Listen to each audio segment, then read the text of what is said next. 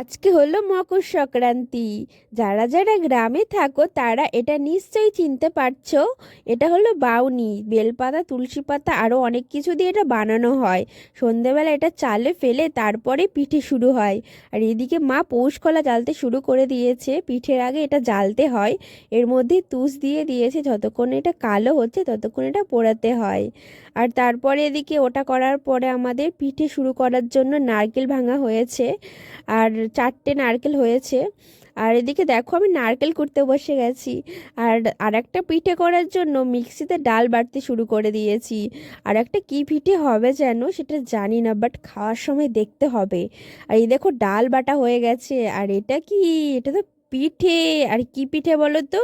এটা দুধ পুলি পিঠে, যেটা আমার খেতে খুবই ভালো লাগে। আর হয়েছে সরু চুগলি। আর কাদের বাড়িতে কি কি পিঠে হয়েছে মকর সংক্রান্তির দিনকে অবশ্যই কমেন্টে জানিও। বাই।